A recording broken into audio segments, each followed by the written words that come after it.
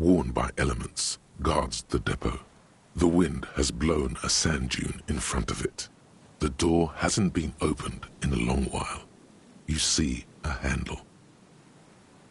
The concrete structure looks military in origin, over half a century old at least, but sturdily built.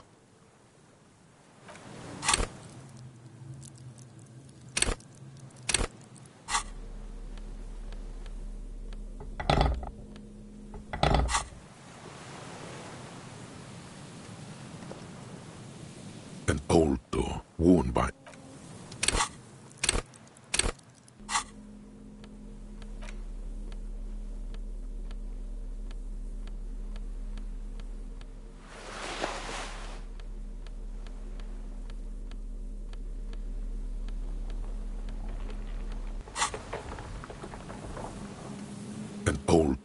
worn by elements guards the depot.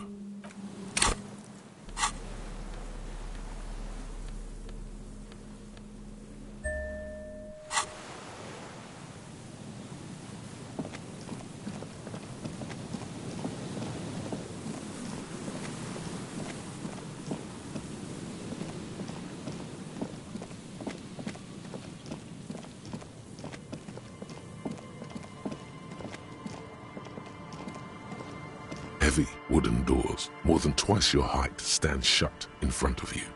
The rectangular sea-worn ornamentation appears in stark contrast to the padlock, carelessly drilled into the wood.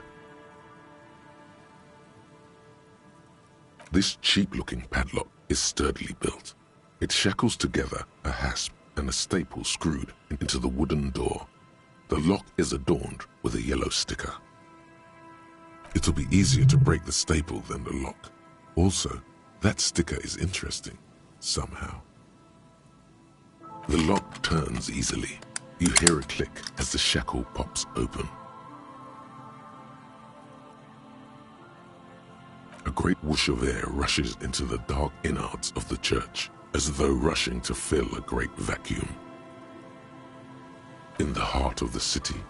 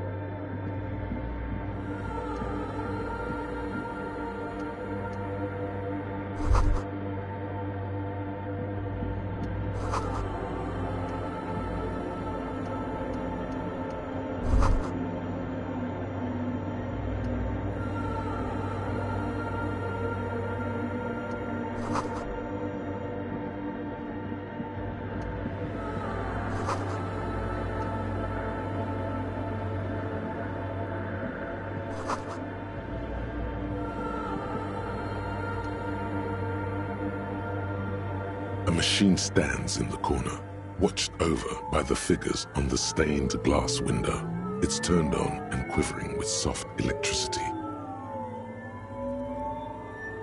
This is the Ream Prefect, radio computer model number RC7024, equipped with a Fell mainframe and a Ream-compatible interim printer. As you step closer, you notice fluorescent play and print buttons on the keyboard. A hatch connected to the central compartment is wide open. Behind the hatch sits a cube-like crisscross of filaments, smoldering in the dark like fireflies. Silver tape on the side says, in black marker, log, February to March. This is the machine's filament memory. Press play to access its contents. A bar of fabric right above the keyboard starts producing a soft hum. The sound of static seeps through the machine's planar magnetic driver. The static gets louder, slowly filling up the abandoned hall until a voice speaks out, crackling and old, cutting into the air. Good afternoon, Fortress Accident on Saint-Brune. This is the East Elysium Repeat Station 1. Please repeat. Is this the personal log? This is a human interface. A retired person sitting behind a switchboard somewhere.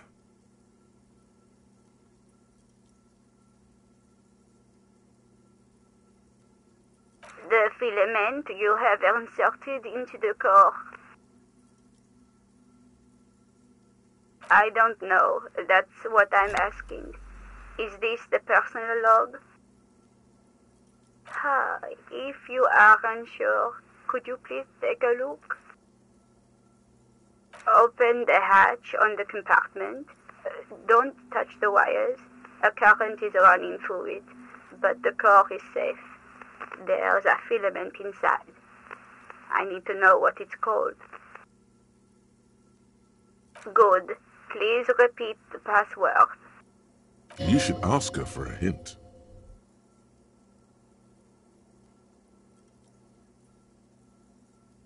No. A hint system is not part of the protocol for repeater stations. I am contractually obliged to protect the privacy of the filament holder for Fortress Accident. Without filing a warrant with Lintel, I cannot give you access to this filament. Now, can you please repeat the password? Still no. Received. I will register this login attempt. Fortress Accident, is there anything else I can do for you today?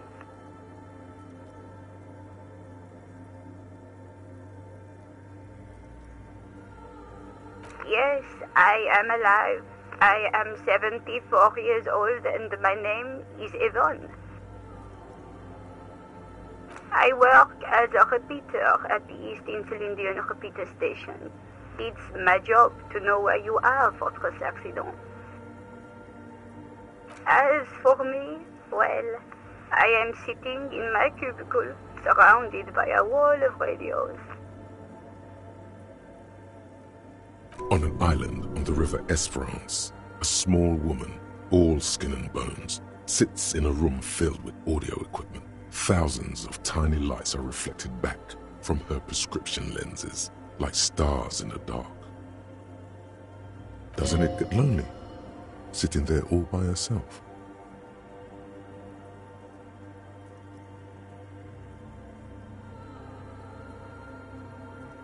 Lonely? Why would it get lonely? I get to talk all day to people like you over a warm cup of tea.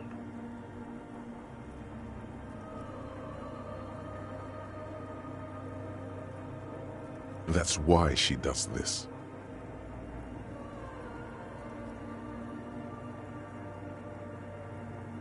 Now, please tell me if there's anything else I can do for you, Fortress Accident.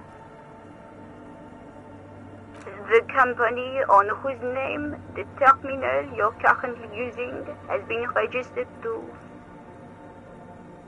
One moment. Fortress Accident SCS produces revolutionary interactive call-in radio games. That's what the catalog says. That's not bad. I wouldn't know. I'm only here for passwords. Any other questions? Good. Please repeat the password. Received. I will register Fortress Accident. Goodbye, Fortress Accident.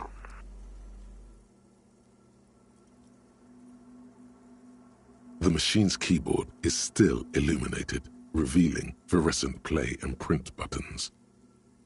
Nothing happens. Behind the hatch sits a cube-like crisscross of filaments. This is the machine's filament memory. Press play to access.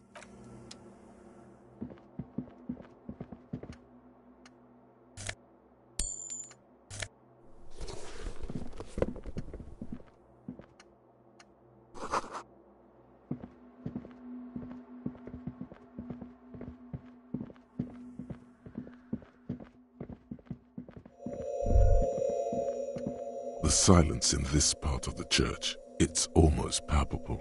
All the shifting matter and shuffling of living things is gone. Nothing seems to exist beyond the church anymore. Maybe if you were to stand in just the right spot, even your footsteps would be completely silent. And then it's gone, almost all of it, but for the faintest of hums. You can hardly hear your own breathing. The orderly rows of ceiling panels become barely visible, then disappear completely in the darkness of the tower overhead.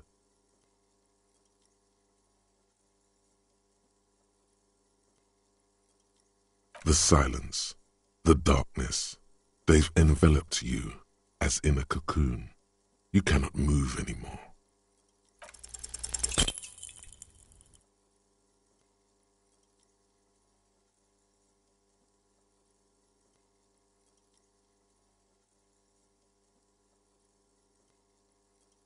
Just darkness without end. It makes your head spin. Filled with vague shapes of woodwork, the sense of a great height. There's nothing. You're dizzy and disoriented as you see dark and more dark rising.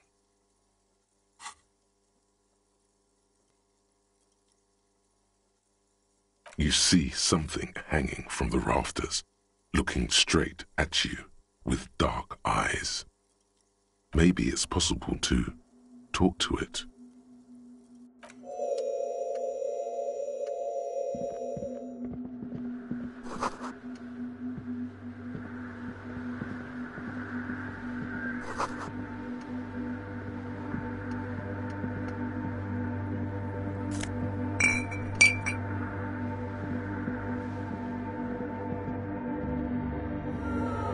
Is that a man? Looks more like part of the carpentry of the building came alive and is now studying you intently. The Crab Man.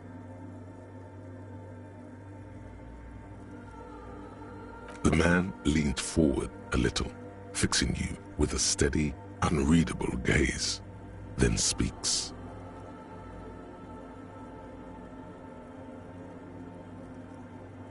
Habitual alcohol use has made you into a scared little pussy, Holmes. But don't worry, everything's gonna be all right.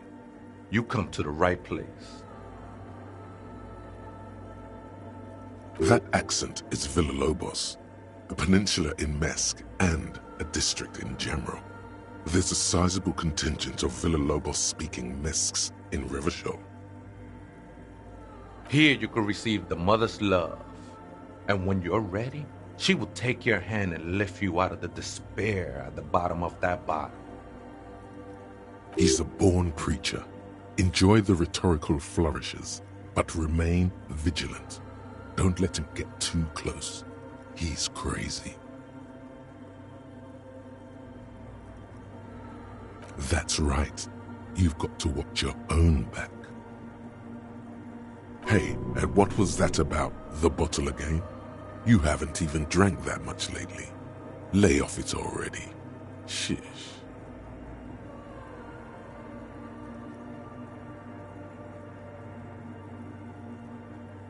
Oh yeah, sure. You don't know anything about alcohol use. You got it all under control, Way. I could smell the control all the way over here.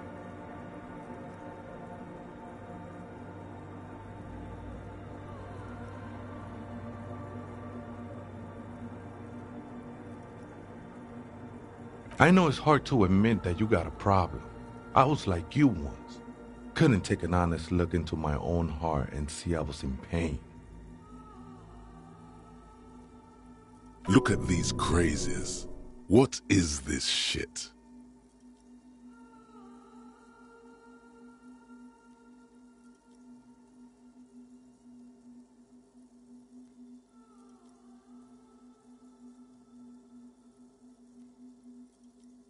The grave's coming for your little identity sooner than you think, Holmes. You sure you're ready? The mother could set you free from all that shit. This is the Church of the Mother of Silence. You are welcome here. You have no idea what the fuck he's talking about. Is he just trying to throw you off your game? 'Tis not an act, my liege, save him perchance he hath deceived his very self. This man is a zealot. Never known myself to be a crab, but if that's the name you got for me, I won't stop you from using it. I always thought of myself more like a flame, flickering along the rafters and beams. It may be that I gotta work on my technique. I was in a gangway, but my memories of that time are fading. Most of them are already gone.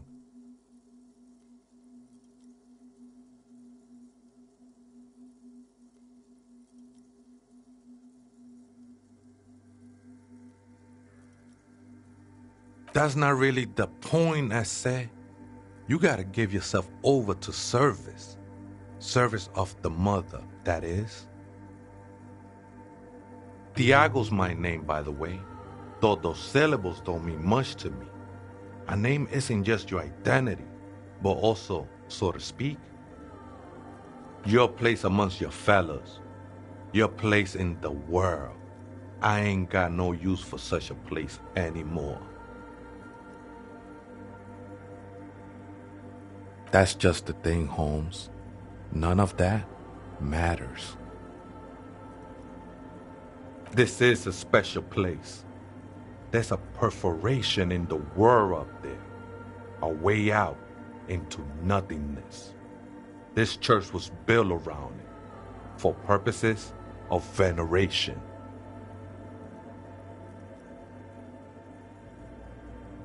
I circled it, nurtured by the silence bestowed by the mother. One of these days, I'll be pure enough to go drink from it directly. Oh, that's no simple question, I said. She is one who can be painted or sculpted. She is a cavity in the dark beyond sense. She saved me, but I couldn't describe her to you. No one can, Holmes, and no one ever will. I will be incinerated, but not destroyed. Finally, I won with the state of the world before reality began. That sounds a bit like substitution behavior, no? You know a thing or two about that. It's not like that at all, man. It's just faith and joyful service. Too gleeful, those words. He is lying, not to you, to his very own self.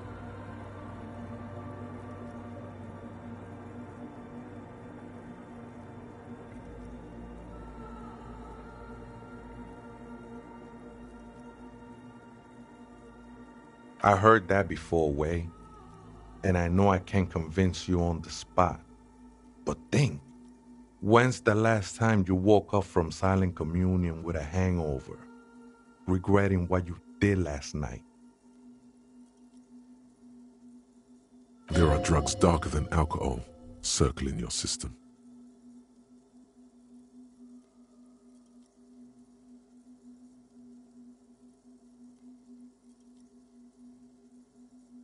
She took you for a good spin, huh? Don't worry, bro. That love is but a drop compared to the ocean of the mother's love. The mother will eat all of you and never spit you out.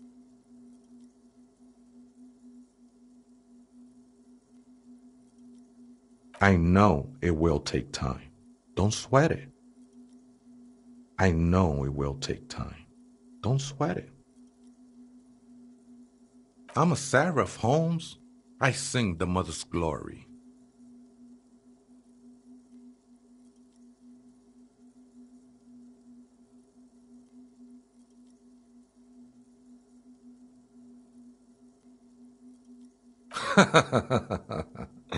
I don't mean literal singing, Holmes. This is the mother of silence we're talking about. It's the singing of a burning heart. You may be thinking, but fire crackles. No, Holmes. That's the material that's burning. The flames themselves are without sound.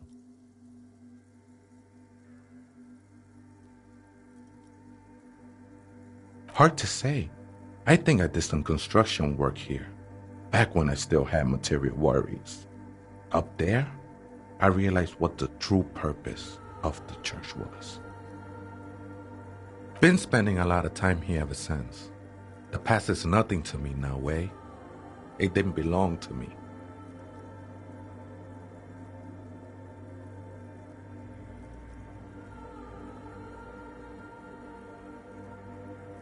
I think they were.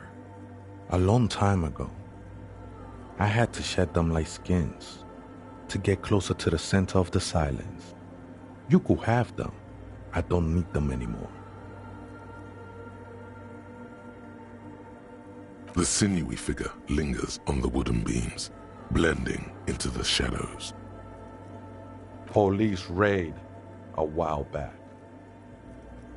Not really, or at least I don't remember much of it anymore. The mother's love has done its job. That's what's so great about the mother. It lets you forget about everything. The ones in the tent outside, right? I see them. Guessing they're the ones who call me a crab. Probably scared of me. Why not? They wouldn't bother me none. I'm usually way up there, imbibing. Ain't no music on earth that can reach where I go. Might even be nice to have some company. He said that in spite of himself. He's more attached to the human than he'd like to think.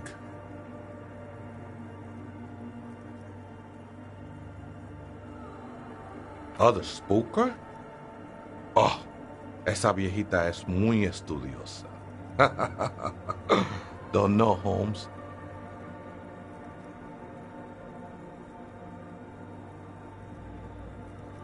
Viejita is grandma?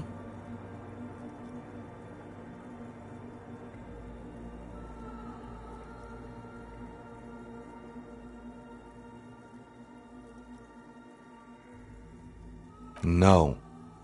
I just call her viejita because of her clothes. She's actually quite young. Or maybe not that young. Age is just one of the many masks we wear.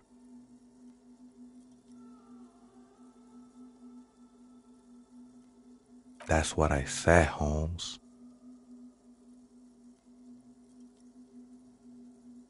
Don't really follow her comings and goings. Just see her typing on her computer now and then. We got different interests. I'm afraid not, Essay. You just have to wait until she comes back, or search through her radio computer. too many times, Essay. You need it for something. Surveys are a good way to fish for personal information, especially in the name of public safety.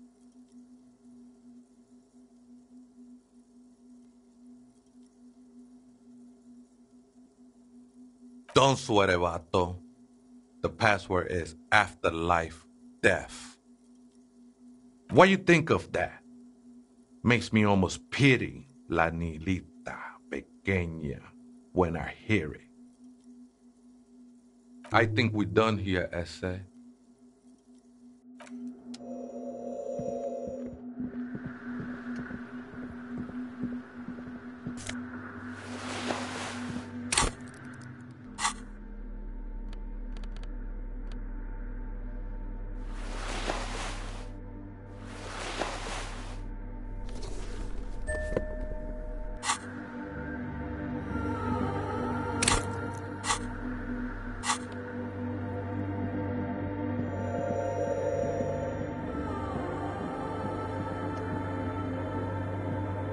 The machine's keyboard is still illuminated, revealing fluorescent play and print buttons. The speaker comes to life. Static seeps through the machine's planar magnetic driver. An old lady greets you. Her voice sounds 100 years old.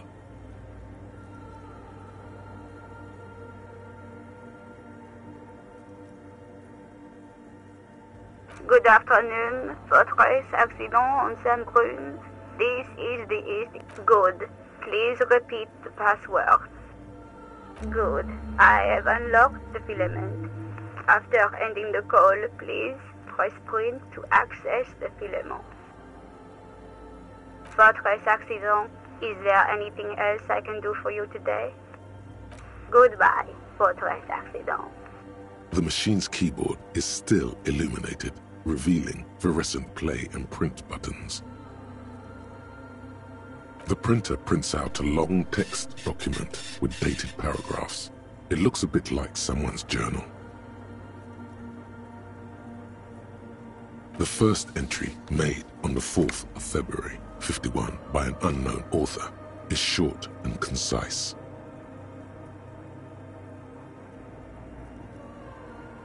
Arrived at the church.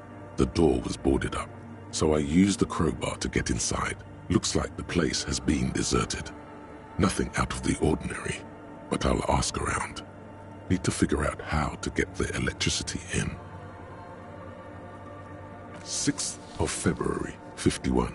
Had a little chat with the local fishermen. Said I shouldn't go near that place, that the church was spooky and ridden with narcotics. It's a little spooky, all right. Still haven't figured out the electricity.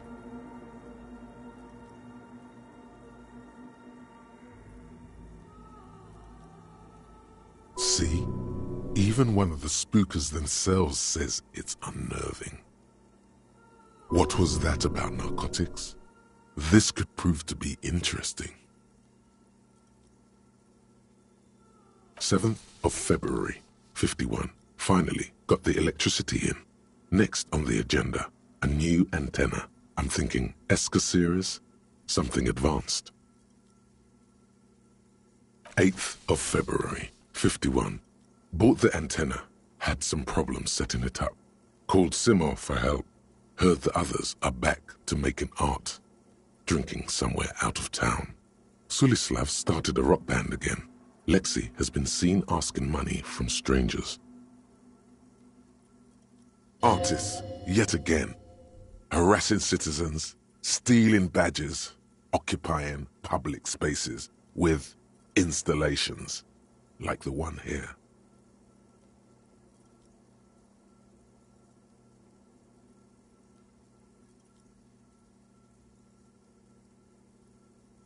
But at least the artists have their act together. They're qualified labor. They can get work anywhere. Graphic design, ads. The programmers are doing fine too. I mean, they're programmers. The writers, though, they're fucked.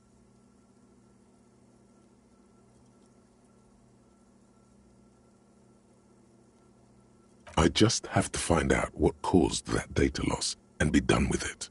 Still don't understand how it managed to wipe out the backup, when the backup wasn't even connected to the front.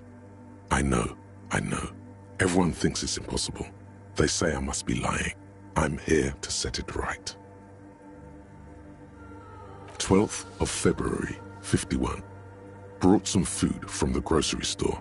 Apparently, there's a strike going on in the harbor. Definitely not happy to see the Martinez people again. Everything's now set up in the church. Going to start working tomorrow, 8 a.m. 25th of February, 51. I've been sending data up to Lintel for a while now, trying to recreate the data loss, but nothing. Didn't even feel like logging in, the disappointment. But I did discover a curious audio-spatial anomaly at the back of the church. I've named it the Swallow. It swallows sound. Need to get some mics. A shiver runs through you as you look to your left, toward the silence. 28th of February, 51. Yes, the first recordings confirm that the swallow is real and I'm not just losing my mind. It's a pillar of silence with a diameter of approximately 3 meters.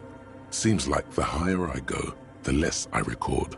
This might be a coincidence, or it could be connected to the data loss that led me here.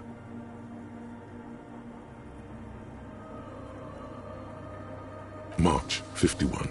Some kind of young disco men have appeared next to the church. I've been trying to record the silence to find the epicenter, but now it turns out I've also been capturing the future of dance music, one neo-disco song over and over again.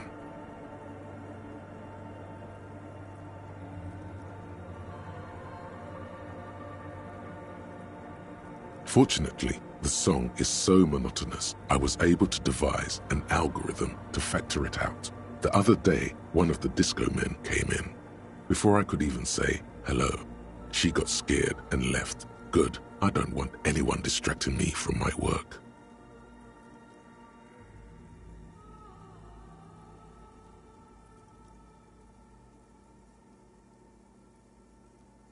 March 51. A new 2-meter aux cable. Noodles, crackers, ping-ping energy drinks, water, toothpaste, gum, also some canned air. Your reading is interrupted by the sound of the church door opening. A strange woman makes straight for the radio computer.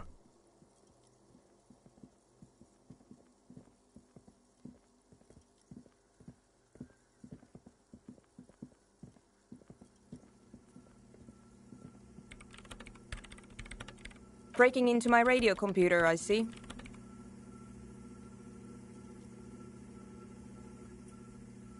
Yes, you are breaking in, but not into her radio computer. You're a master circuit bender.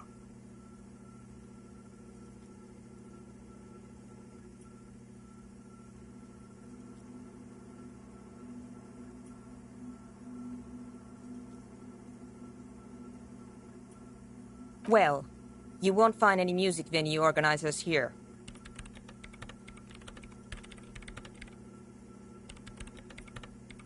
It's just me and my computer, and it has been this way for weeks. Now please give me some room. I need 2 seconds to see that you haven't destroyed anything.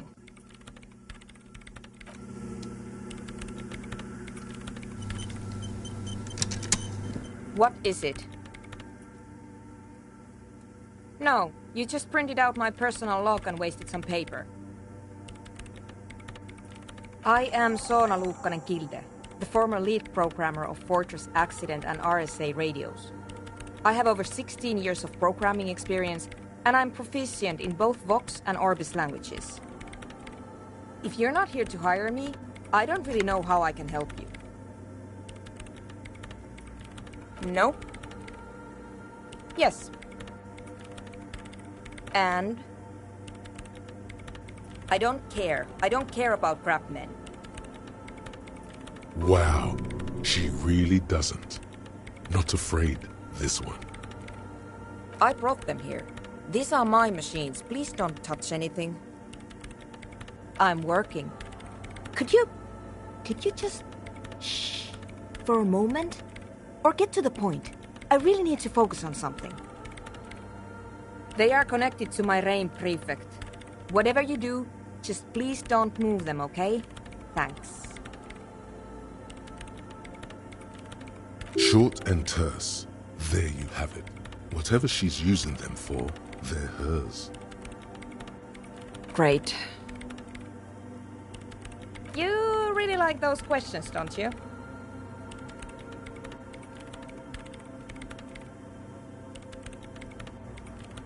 I'm conducting scientific research here. You can't throw me out. I'm looking for the location of a 2mm hole in the world. She's looking for a disruption in the radio waves. That's what her personal log said.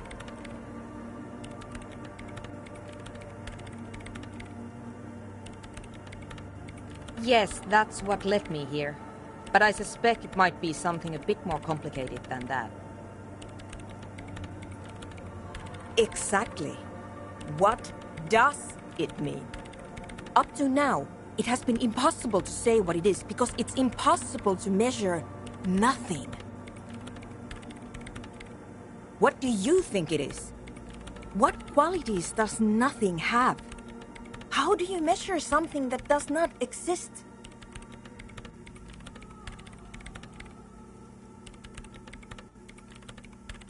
That's a little above your pay grade at the moment.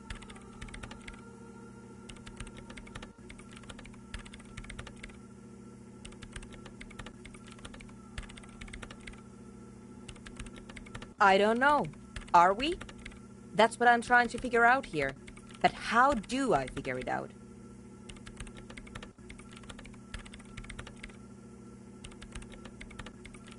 You measure it by its surroundings, by that which does exist, which is what I've been trying to do. I've tried using hydro transducers to record the silence, to find out where it begins.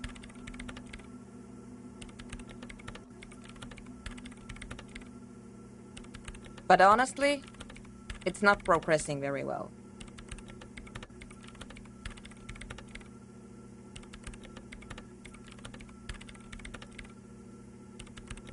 Somewhere underneath those roof beams, I assume.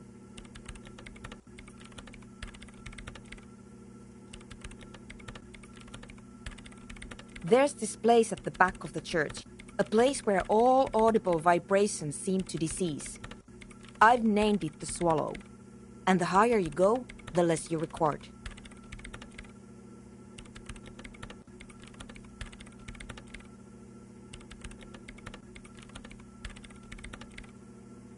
I know. No, I don't. She sounds mildly annoyed by this line of questioning, her hands typing hundreds of commands into the machine. Because it's just trial and error, trying to locate the Swallow, the exact point in space. And I don't have a... You know what? It would be really helpful if you could just stop talking and let me work.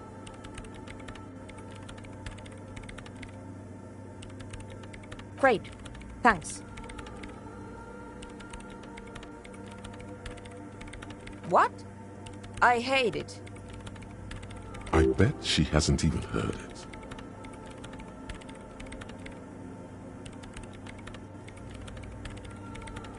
Maybe I'd have to be on drugs to get it, but to a sober mind it just sounds like uninspired rug whipping. No idea what it has to do with either dancing or music. This is about those speed freaks in the tent, isn't it? I've got some news for you. It's not a nightclub they want to build here. Take a guess, why don't you?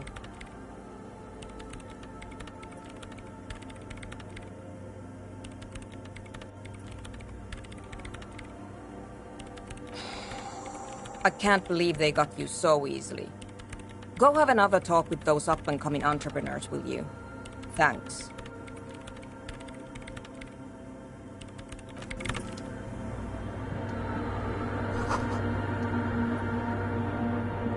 In white, silver, and apricot faience, the young mother of humanism stands above you.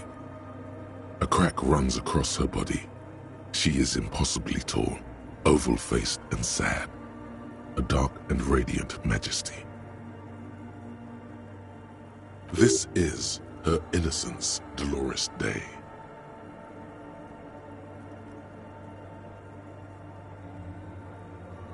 Cradled in her arms are a pair of glowing lungs, clearly visible from underneath her flowing dress. You should kneel. Cold wind seeps in from the crack in the glass. Snowdrifts cover the floorboards at your feet. Above, you feel her multicolored eyes on you, inspecting you. That bitter thought passes through your mind as you stand in the apricot-colored light of the window. The woman keeps smiling, her distant smile above you, sundered by the crack in the glass. Despite the damage you've done to yourself, the title appears lodged in your hippocampus. This is Her Innocence Dolores Day, the innocence of humanism, internationalism, and the welfare state. Perhaps the most famous human being ever to have lived. No amount of Commodore Red can wipe her sad smile from your brain thing. It has survived the deluge and haunts you still, and will haunt you forever, as it haunts all men.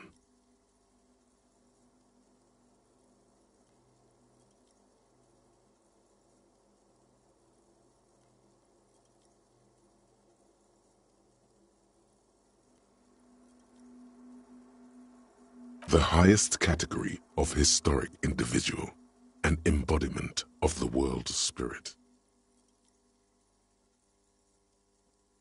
In a way, an innocence is elected to office by the founding party, a precedent that has taken place a mere 6 times in the entirety of history. The legal system of the Real Belt is built from the ground up to accommodate an authentic rule should it coincide with our time.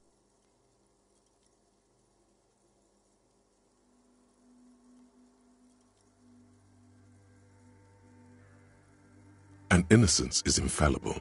The decisions made by one are not decisions. They are inevitabilities. What would have happened anyway? Only accelerated, packed into decades instead of centuries. An innocence is a continuous, compressed event, a sacred human being. It is an honor and a glory to live when one is in office. No, we are alone. 300 years ago, in the wake of the discovery of this Isola, the Insulindian, by explorers from the continent of Muindi, she is, among other things, the innocence of inter-isolary travel and the connected world. Many things, you know she was a woman of the court, the wife of an influential Marchese, and eventually the principal advisor to Irene La Navigateur, Queen of Suresnes, modern-day Sir La Clay, also that she was gorgeous beyond beauty. Terribly, women of the court were expected to play both contract bridge and chess sufficiently well to prove an interesting challenge to a man. A simple grasp in matters of philosophy, theology, and science was encouraged. She was, by all means, a kept woman. She made the most of her position in the antediluvian court, a court visited by the most prominent thinkers and artists of the day. In secret, she was becoming the era's preeminent philosopher of the state, a scalpel, a piercing gaze. She was an almost preternaturally magnetic and intelligent individual. To her contemporaries, she appeared out of time, a messenger from the future of the species. We all fell in love with her, head over heels. Even before she was declared an innocence, her influence was tremendous. It was on her advice that Irene La Navigateur sponsored a number of voyages into the Pale, a costly, often tragic endeavor, ultimately vindicated by the discovery of the new world, the piece of reality you're standing on.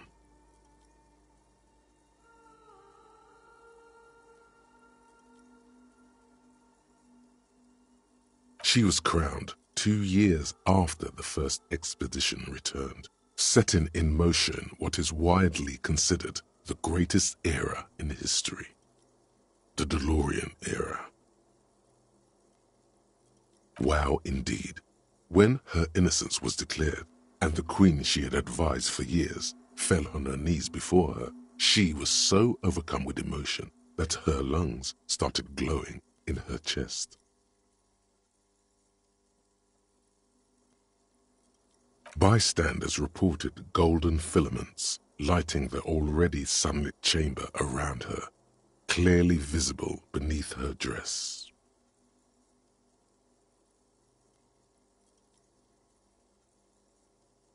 That is why the lungs are the symbol of love for the cultures of the Real Belt.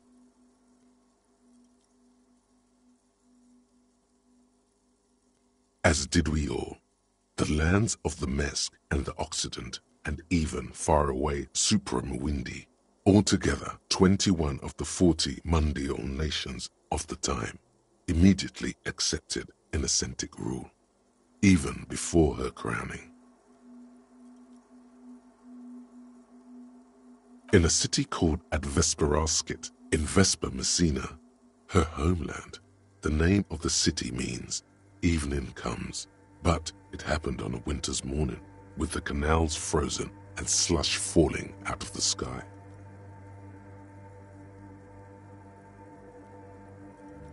She was dressed in a white and pearl dress on an emptied-out plaza with the crowd far away. Already her Theriers, the secret servicemen of the Innocents, were worried about an assassination attempt.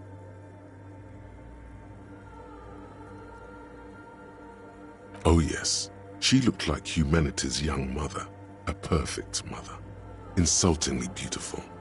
It was as if her face and shoulders and hands were covered in a soft down of underfeathers. You know this well, very well.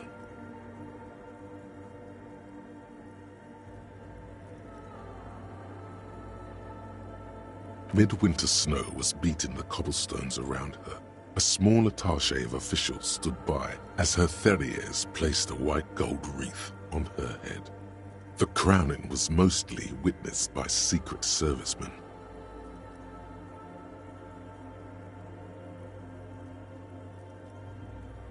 One of the men in this secret service killed her 22 years later, a young man who had come to suspect that Dolores Day was not entirely human, but something else. Something that had walked in our midst, watching us stumble for hundreds, if not thousands of years, until it decided to interfere in the course of our history. We were supposed to come up with this ourselves, the man was reported to have screamed at the Innocents.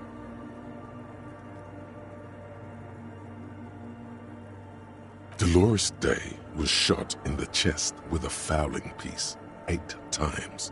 The man, thought to be insane, said he once touched her and her body had been unnaturally warm, like a furnace, and that sometimes, while on duty, he observed her forgetting to breathe for over 10 minutes.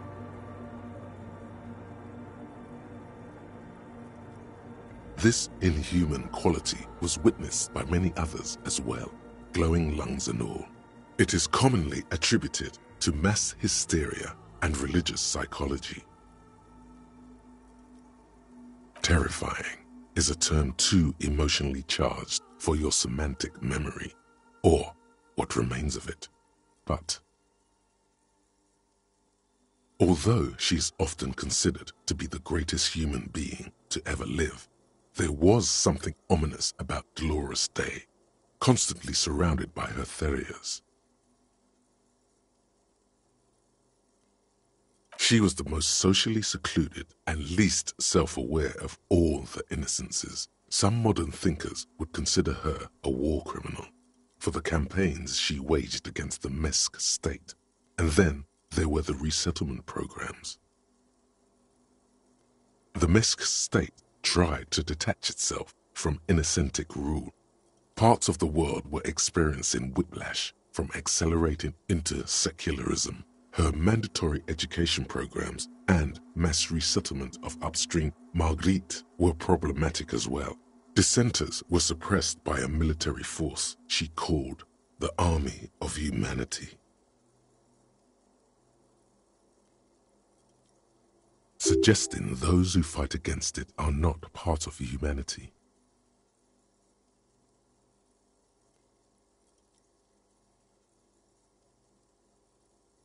She adored chess, yes, but also military war games. Dolores Day often holds a tiny tin soldier between her index finger and thumb in icons such as this.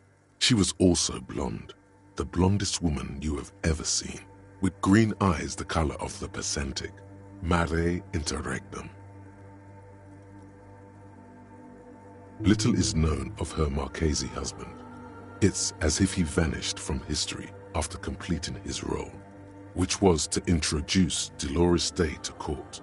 In conclusion, yes, there is something lonely, paranoid, and even terrifying that people seldom mention but feel when they think of her.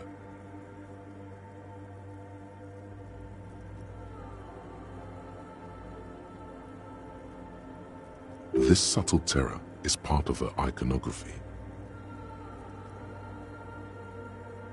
But she was not hell. She is the opposite of that, the wind of paradise, stripping away the covers from the hearts of men.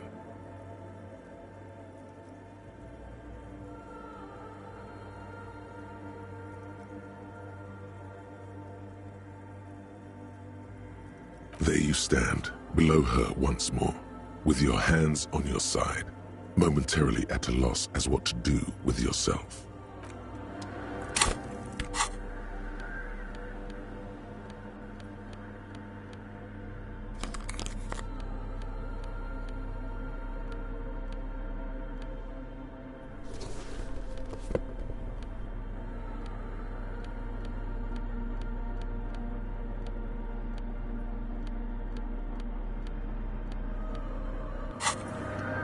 The mother of humanism stands above you, a precious and complex wax painting. On a single pane of glass, a jigsaw of broken shards falls into place in front of you, a ghostly reconstruction of the stained glass window. Before it was shattered, there was an older woman beneath the younger one, and a text, a light motif below them both. Unknown. A motor carriage? A gunshot, someone falling into it, or maybe just hooligans looking for something to break.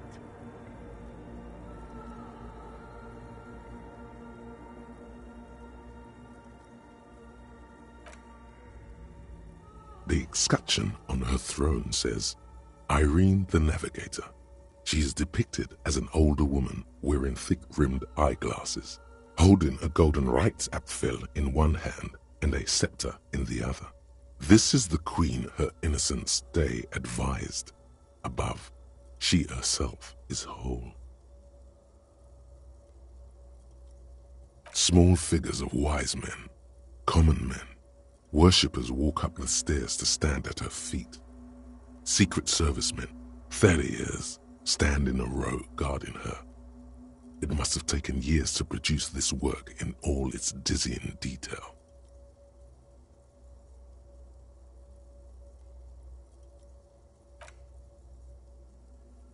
A motor carriage, a gunshot, someone falling into it, or maybe just hooligans looking for something to break.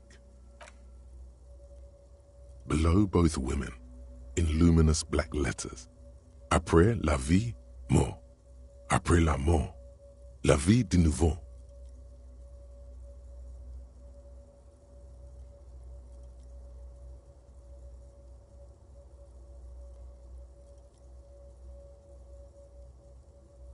And then, along the left side, après le monde, la gré. Après le gré, le monde de nouveau. After life, death. After death, life again. After the world, the pale. After the pale, the world again. This is the great leitmotif of humanism, a summary of the effect of the discovery of this Isola, the Insulindian, on human thinking, a tremendous sea change akin to finding life after death.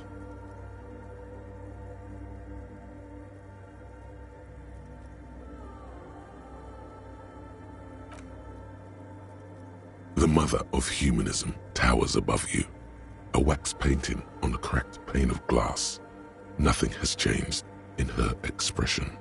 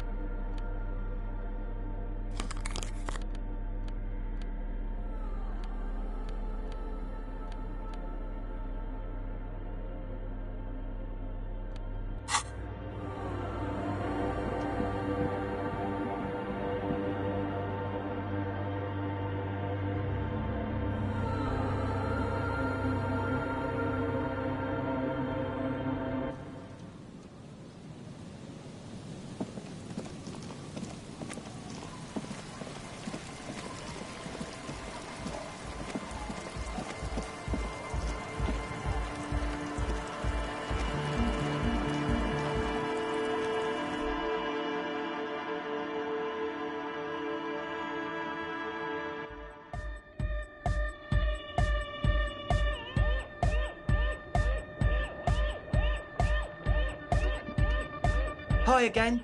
So, how are things going?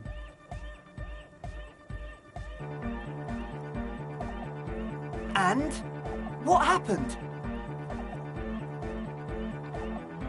Oh, man! Who is he? What did you think?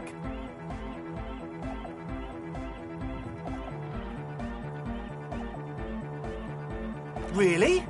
Huh. Interesting. What's he doing in the church?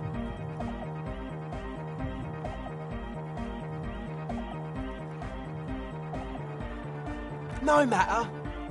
Is he going to be a problem? Yeah, Noid is right. Let's get back to the point. These guys will never catch him. You will never catch him. There's nothing to do.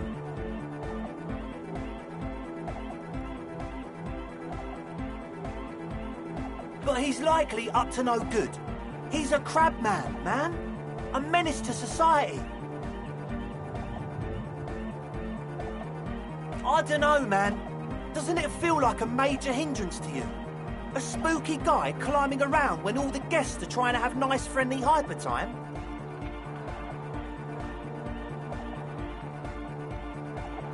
I guess it's not a massive problem, now that I think of it.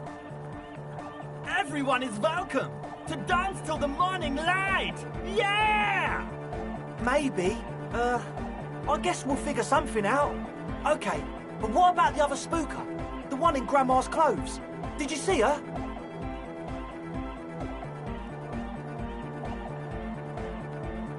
A programmer?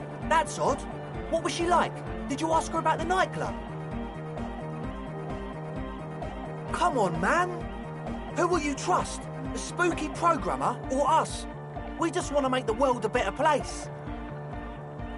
Feel the love! Get down and feel it! A half-hearted sell of something which does not seem worth buying.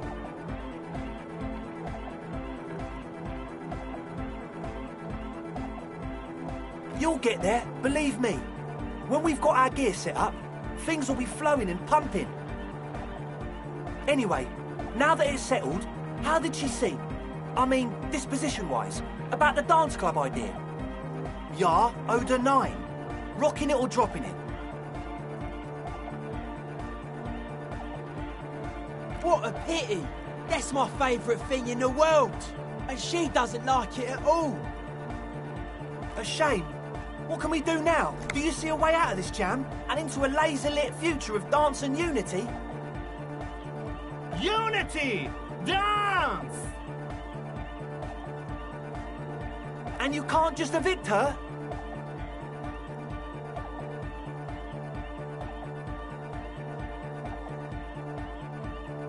Look at you, Honour Man!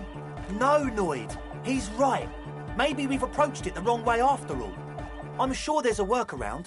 We can make a deal not to bother her. If that's okay with her, we only want to get in the church and spread the joy and ecstasy of music. The lines in the dark exist. Coexist. At least Crabman seems like an advanced being. He's hard. He'll understand. Yeah, he can do his climbing thing in the tower.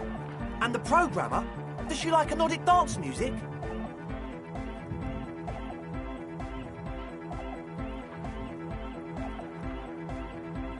Egghead cannot believe what you just said.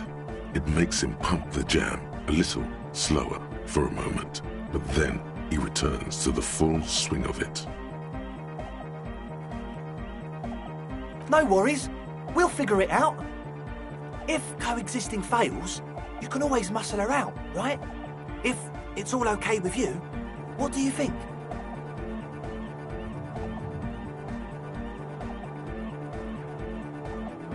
Excellent! Good luck, my friend.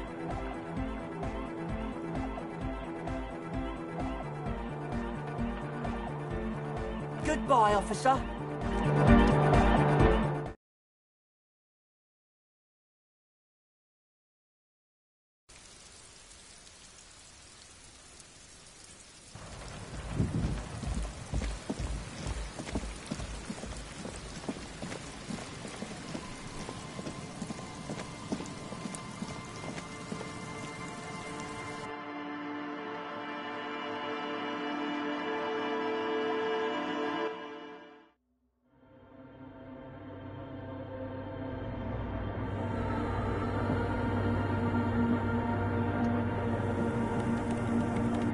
Yes, what is it?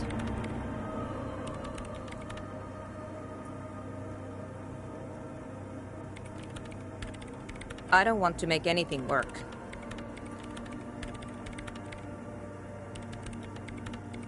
Yes, anything. I don't want to make anything work. Good.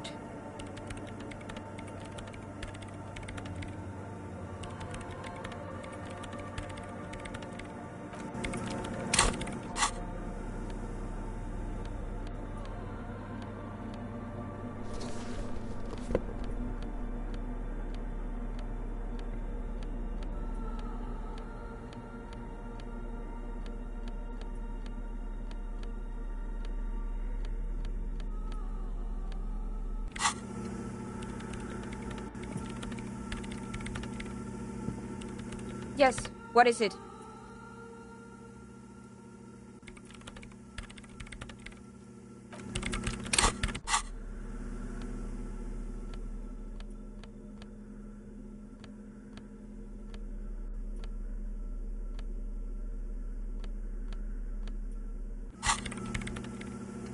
Yes, what is it? Easy. When her research is done, she can move out. What? No, I don't really need any help with the project.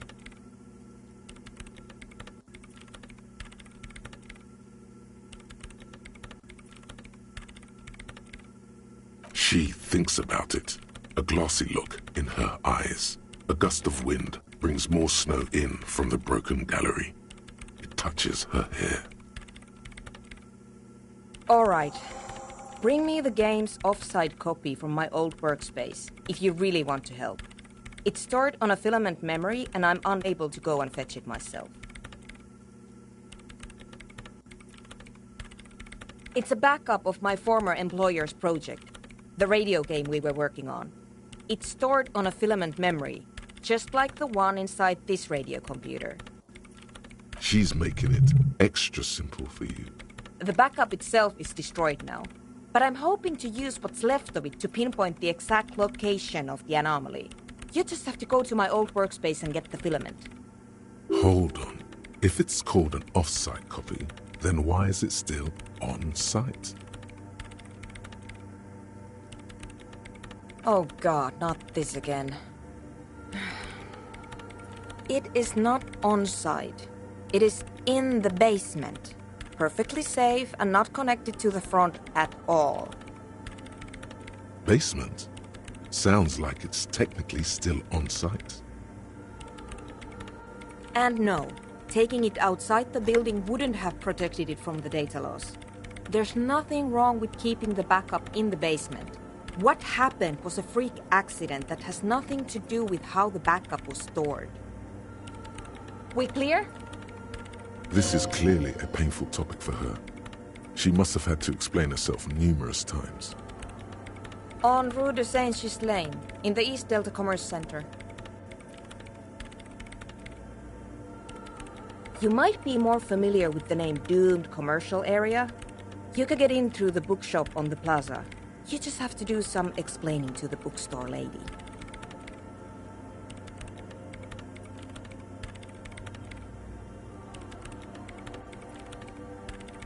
That's her name, I believe.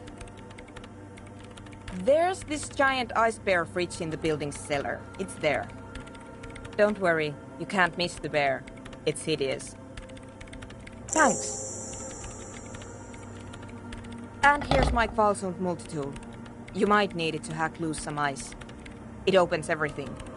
If you get me the off-site copy, then you can keep the Kvalsund. It hurts a bit for her to say this. She's not too happy to be parting with the Kvalsund.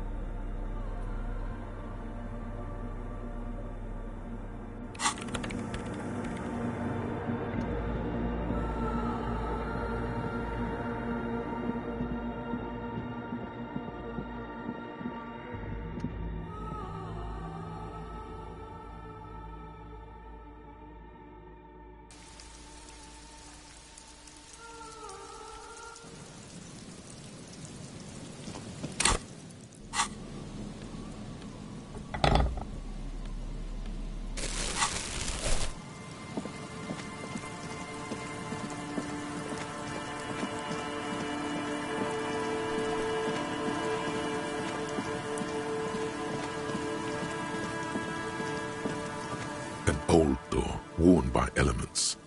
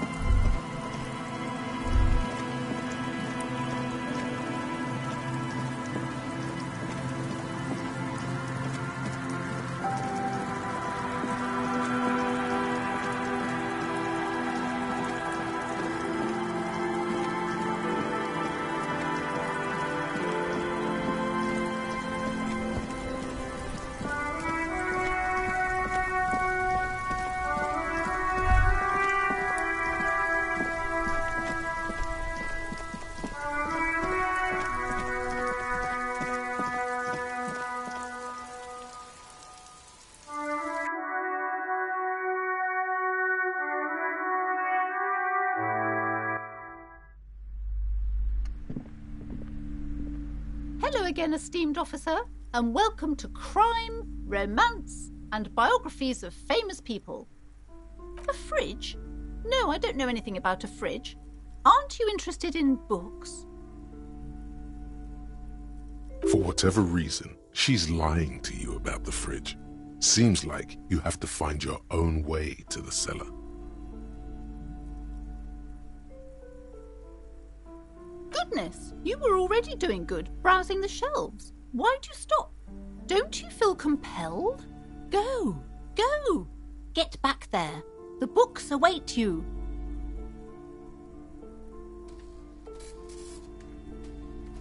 She smiles and nods, seemingly relieved.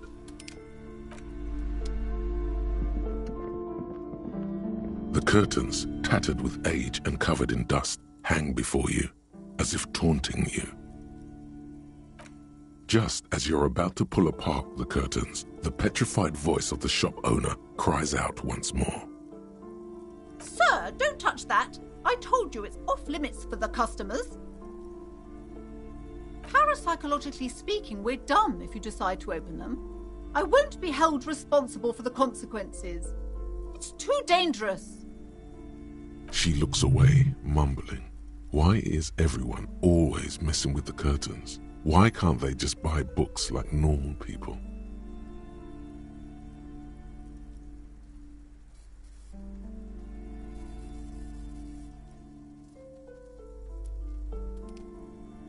Everybody suddenly needs something from there. Leave the curtains be. It's what it wants.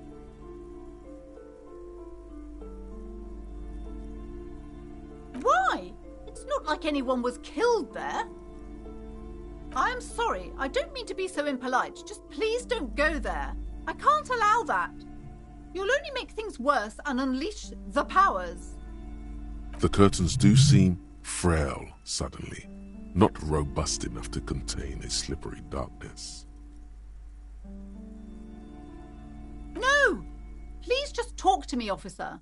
Come here and let's talk this through before you decide to do anything extreme.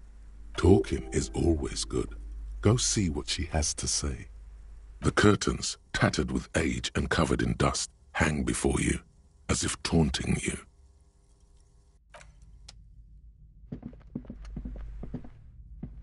Hello again, esteemed officer, and welcome to Crime, Romance, and Biographies of Famous... I already told you, it's just a storage room for employees.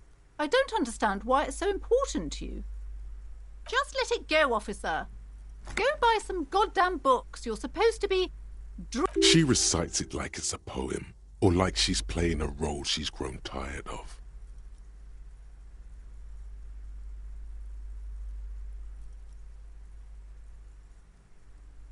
No! Okay, fine. It's because this place is cursed. Just like Annette said, they don't call it the doomed commercial area for nothing. Are you happy now, officer? Happy that you've ruined everything? Take it easy. You've broken her resistance. Pushing her further will gain nothing.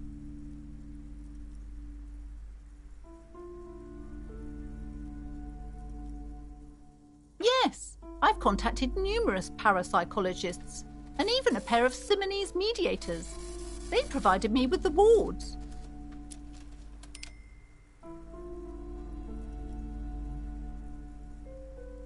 The wards help to keep the doom at bay and protect us against the darkness that lies further in the building, even though now I fear it's not enough.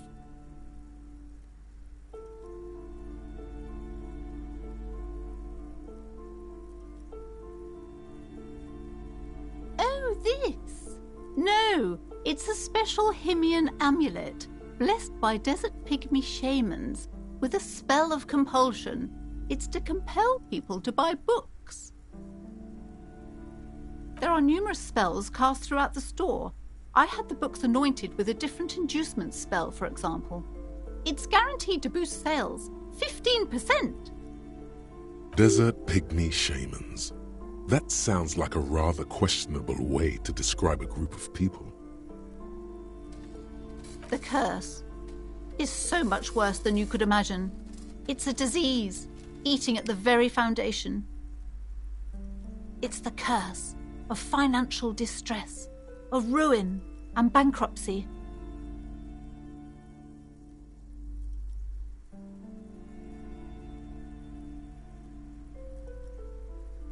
It's not just that, officer. We're dealing with something supernatural here. It's the cacodemons feeding off bad business practices and disappointing income statements. There's something wrong with this building, I can tell you. Ever since I arrived, I've sensed an eerie, lingering presence, as if I was unwanted here. Sounds familiar. Truly so? Perhaps the dark energies are leeching off you. You shouldn't stay in the store too long. It may be dangerous. It's not good to talk about the curse, not in detail. The negativism, it's dangerous. Talking about the void wraiths angers them. Wow. Void wraiths. You have new words. Such wraiths may prove a formidable enemy. Suit up. Most certainly not. I'm not letting you open the gates of hell. In fact, I don't want anyone who isn't familiar with the psychic arts involved in this mess. Stay away. Leave the spirits be, so they can return to their slumber. My liege, you know what this case calls for? A para-detective.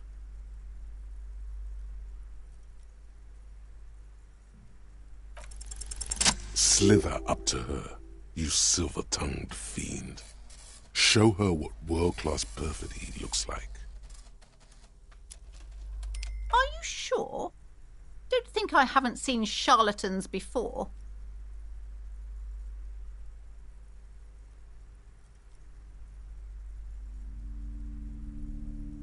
I'm not sure I can trust your claims. Honestly, you look like a bit of a drinker. I'm sorry for being so blunt, but... Hey now, hey. You need the booze to focus, all right?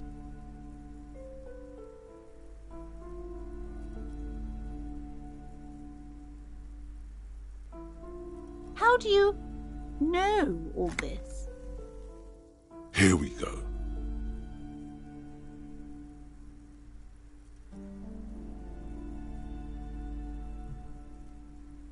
You're part Simonese. Oh, it means our meeting couldn't have been mere chance. The hand of fate guides us. But I am not the only one at risk. I have to think of my daughter. You are certain you can help us? Keep us safe? I can't allow any collateral damage to hit us. If you promise, good officer, then you might be our last hope. Do you swear it? Thank you, sir. There's one more thing I haven't told you about yet. The entity. Do not act surprised. You know of these things, sire.